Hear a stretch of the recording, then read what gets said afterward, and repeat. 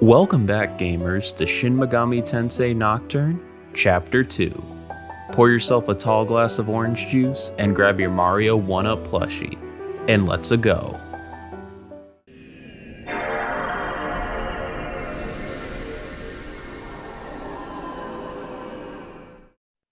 After leaving Hijiri behind in the save room, we begin to explore the underground facility post-conception. We come across the healing room with a surgeon ghost in it, who promises to heal us, as long as we don't eat him.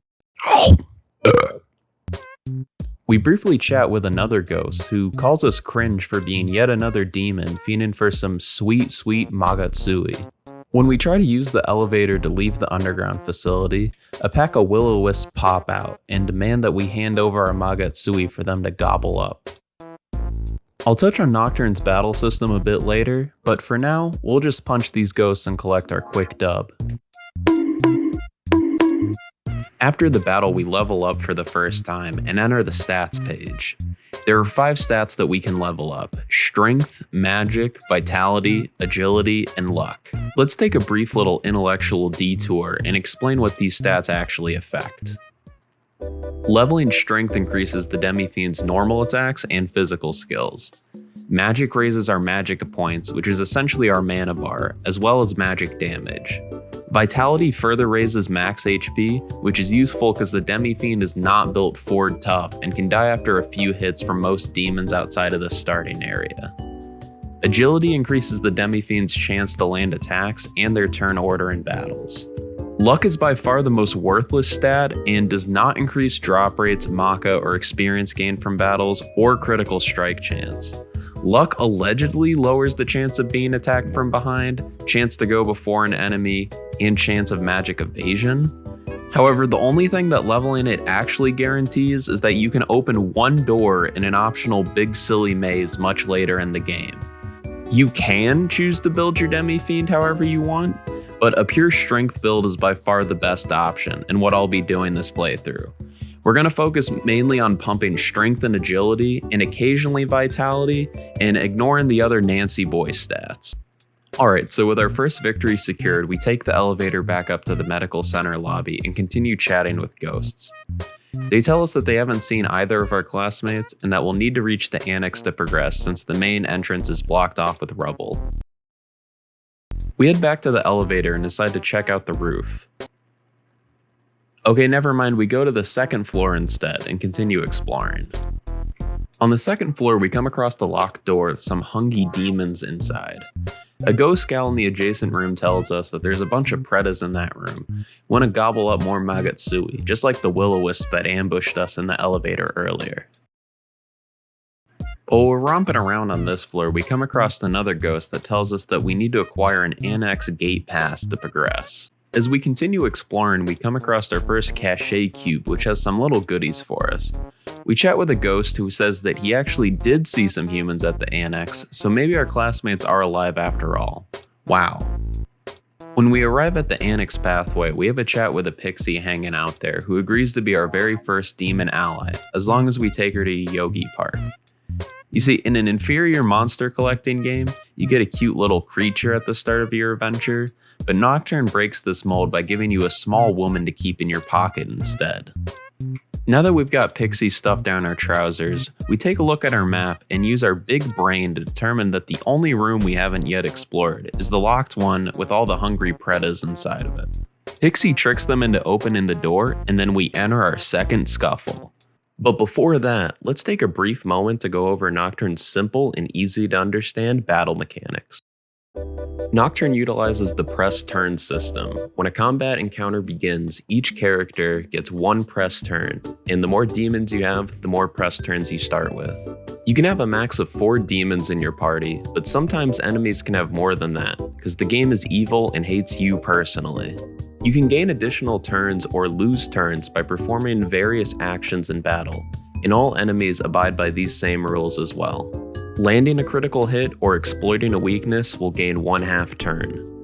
Unsuccessful negotiations will lose 1 turn. Dodged or missed attacks will lose 2 turns. Any attacks that are repelled will lose 2 turns. Any attacks that are absorbed or nullified will cost all remaining turns. You can also pass to an active party member at the cost of 1/2 turn, or summon a demon from your stock to replace an active party member at the cost of 1 turn. In addition to exploiting weaknesses and covering your party's own weaknesses, buffs and debuffs are incredibly important. You can increase or decrease physical-based attacks, magic-based attacks, defense, and agility. Essentially, at the start of every battle, each character starts with these 4 stats at 0. Each buff raises an attribute by 1, and debuff lowers by 1. Certain abilities later in the game can drastically increase or decrease stats, which correlates to +2 or -2 instead. The max amount of times you can buff or debuff an attribute is 4, and these buffs and debuffs last for the entire battle, but can be completely negated by certain skills, which effectively set a stat or stats back to 0. Additionally, the skill Focus can be used to boost potential damage of the next physical skill by 2.5.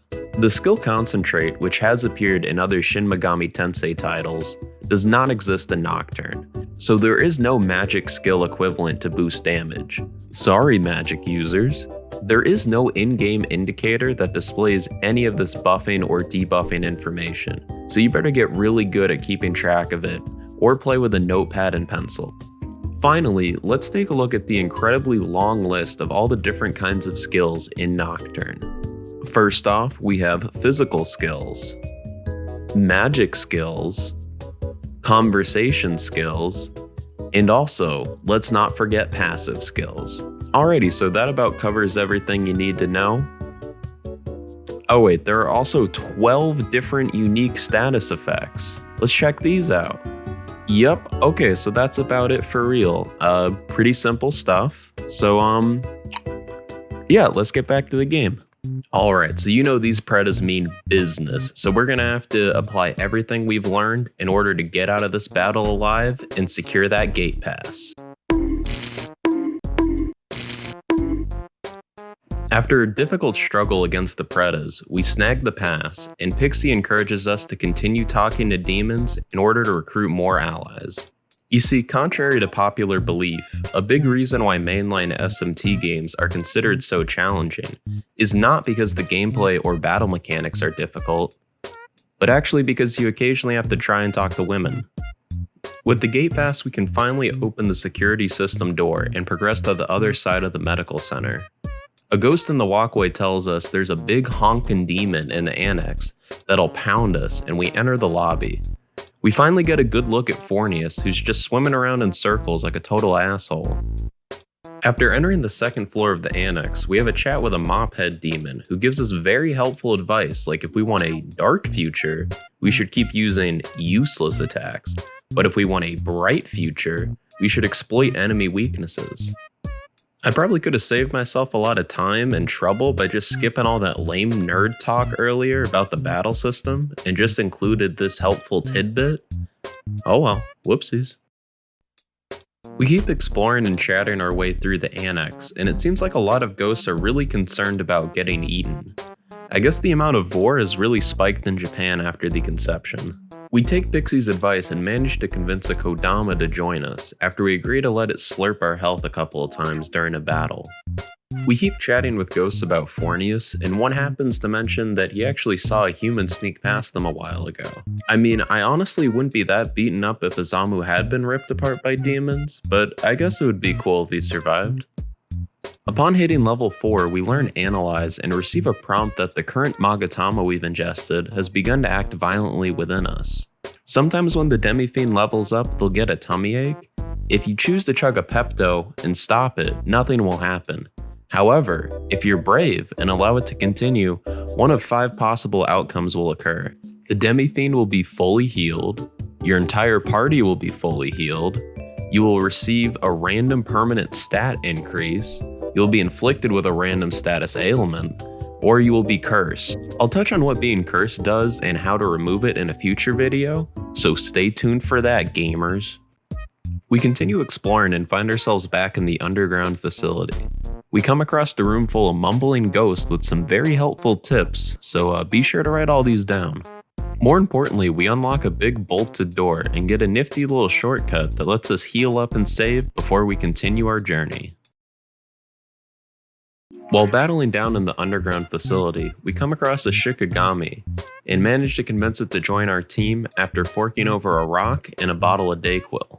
A successful negotiation always immediately ends a battle, and while you don't gain any experience, you do get a new pal. And after recruiting the Shikigami, we now have a full team of 4. We exit the underground facility and arrive at the first floor of the annex. We talk with a ghost who promises to give us a big cash money reward if we manage to defeat Fornius, and then also find another healing room. While leaving the room, our party is ambushed by a bunch of little flame sprites, and Shikigami gets hit with a barrage of chained fire attacks. This game's actually kind of bullshit and bad. It's only fun when I get to do that. However, we continue to soldier on and end up discovering another saving drum doohickey that's just tucked away in a broom closet. Well, we finally arrive at the door before our first big boss battle. But I decide to leave and go explore the underground facility a bit more instead, because Fornius is too scary. We crack open a couple of cachet cubes in this cute little garden area, and then backtrack to the hallway with the big boss door. After battling for a bit, Pixie reaches level 4, and we're informed that signs of change can be seen on her body. Yeah, no comment there, let's move on. Alright, so we arrive back at what I'm going to dub the grinder hallway, and then get into another battle with some pronouncenames.com.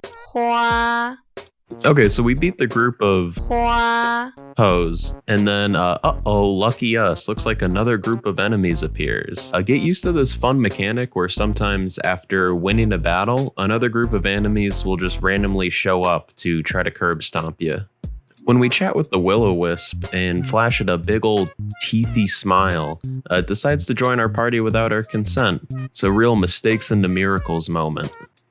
In another battle, Kodama actually approaches us for a change and demands a life stone, which we politely decline. Alright, so before we finally fight Fornius, let's get our grind on real quick. Bring in the music.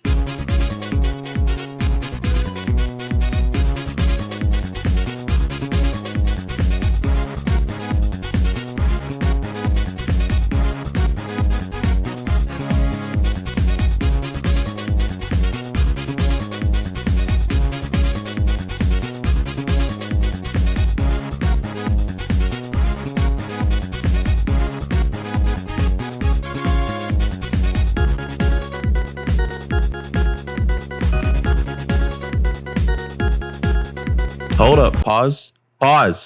Cut the music. Will-O-Wisp have something to give us. Okay, resume.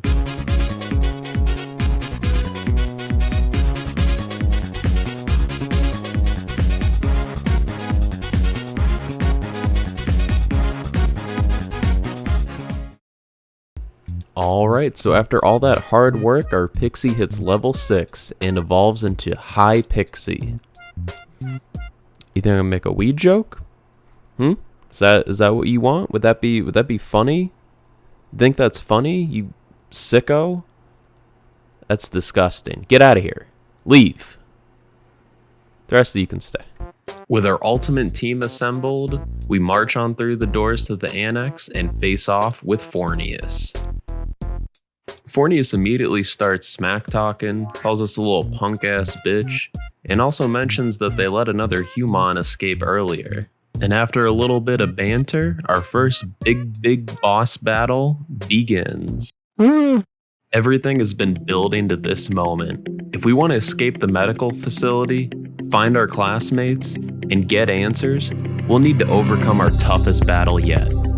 It won't be easy, but I know the team I've assembled can pull it off. So let's do this.